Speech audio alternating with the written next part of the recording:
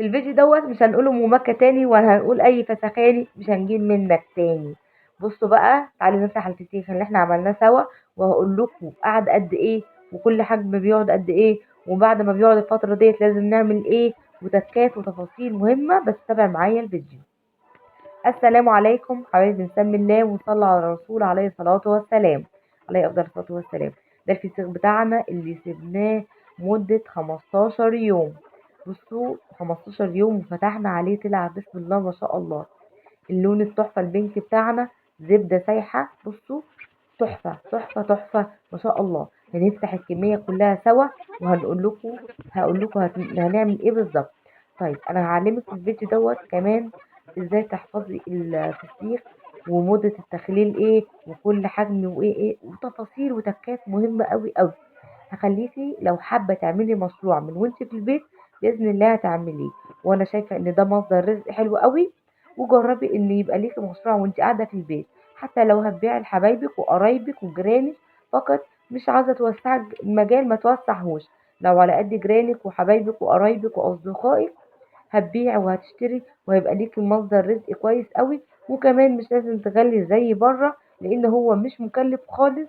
وهيبقى كمان هتبيعي اكتر، وهيبقى عندك تسويق اكتر واكتر، فرصة للتسويق. زي ما شايفين مهر ازاي مستوي، تحفة تحفة تحفة. طيب يلا نخش بقى في التفاصيل وركزي معايا، ولازم تتابع معايا الفيديو من الاول للاخر. بصوا ما شاء الله بتقع معايا من كتر ما هي الزبدة سايحة. ما شاء الله بجد كريمة كريمة يا جماعة، يعني ما شاء الله عليه. بس ما تنسوش تعملوا لايك بس، واللي لسه ما اشتركش في القناة يشترك في القناة عشان يجيله كل جديد وجديد. انا بعلمك ازاي تبقى ست بيت شاطرة، وبعلمك ازاي تعملي مشروع في البيت، يعني ما تبخليش عليا في اللايك. اول حاجه انا الفسيخه بتاعتي دي سبتها 15 يوم، ولو هفتح عليها من 13 يوم كان عادي هيتفتح عليها وكانت هتبقى حلوه. طيب الفسيخ اخره كام؟ الفسيخ اخره من 15 ل 20 يوم. 20 يوم دوت انهي الفسيخه الكبيره خالص، وما نسيبهاش اكتر من كده. وبتاعتي ما ينفعش اسيبها اكتر من 20 من 15 يوم. الحجم اللي زي بتاعي كده اكتر من 15 يوم ما كانش ينفع اسيبها. طيب هتفرق في ايه بقى ان شاء الله؟ يعني مش هو تخليله كل ما يقعد يبقى احسن ويعتق ويعفن؟ اديك قلت ويعفن. بص بقى، لو سيبناه اكتر من المدة اللي هو لازم يقعد فيها، اي حاجة بتزيد عن حدها ما بتبقاش حلوة. يعني حتى في السوا لما بنيجي نسوي حاجة اكتر من حدها يا بتتهري يا بتجلد. طيب بالنسبة للاسماك، الاسماك لما بنسيبه اكتر، يعني نسيب السمك عامة اكتر من حده على النار او نسويه، زي بالذات الجمبري كده، او الجندوفلي، او زي كمان الصبيط، بيجلد بيشد، صح ولا غلط؟ طيب دوت برضو نفس الفكرة، لو سبناه اكتر من الفترة اللي المفروض يقعد عليها هيجلد. يعني انت تتخيل مش هتطلع معاكي لحم طري. وهي دي بقى اول غلطه ممكن تعملها. يعني ممكن تقول ايه، والله ده انا عملت الفسيخ وبنفس الطريقه ونفس كل حاجه، بس طب فتحت عليه جيت اطلعه ولقيته مجلد كده، مش طري زي ما بشوف في الفيديوهات، مش طري زي ما بشتريه من بره. اللحمية مجلدة كده وماسكة في الجلدة بتاعتها وناشفة، ولونها مش بينك خالص، واحدقت قوي رغم ما كنتش حاطة الملح الاوفر اللي انا بشوفهم هم حاطينه. كل دوت علشان سبتيه اكتر من ميعاده، سبتيه اكتر من ميعاده فعمل معاكي كده. ما حطيتلهوش زيت وانت بتعملي وسبتيه 15 يوم فعمل معاكي كده. تمام. يبقى لازم نسيبه هي الفترة، كل نشوف كده سمكية كبيرة قوي يبقى 20 يوم، لا وسط او صغيرة 15 13 يوم بس. طيب هتقولي طب ما انا عملت كده خلاص اديني عملت كده، بس انا عاملة كمية مش عاملة على قد سمكتين ومش هينفع اكلهم كلهم.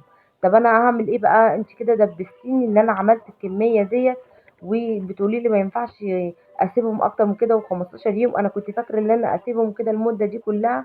لا ما تقلقيش، هو في طريقه بعد كده. احنا 15 يوم او 20 يوم ده التخليل، مش طريقه الحفظ او التفسير. لكن طريقه الحفظ دي طريقه تانية، ودي بقى اللي بتقعد معاكي بالشهور. ايه هي الطريقه التانية؟ تابع بقى معايا الفيديو عشان نشوف الطريقه التانية. اولا زي ما انتم شايفين انا بخلي الفسيخايه بالمعلقه ازاي، بتطلع معايا اللحم كله، وما شاء الله جلده بس، جلده بس اللي بتتفضل. بنشيل الحاجات اللي ملهاش لازمه على جنب.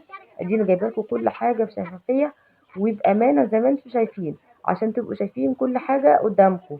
وعلشان زي ما قلت لكم لو هتعملوا انتوا مش محتاجين، خلاص انتوا بقيتوا خبره ما شاء الله، شفتوا طريقه التخليل. واللي ما شافهاش يرجع للفيديوهات اللي قبل كده، هنشوف بنخلله ازاي وبنلفه ازاي، وعلشان ما يسربش ميه.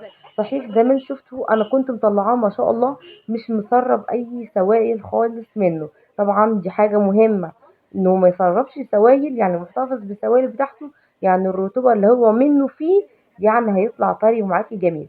لو سرب معاكي، بصوا بقى، لو سرب معاكي شويه قليلين خلاص ما تقلقيش، شويه قليلين مش هيعملوا حاجه.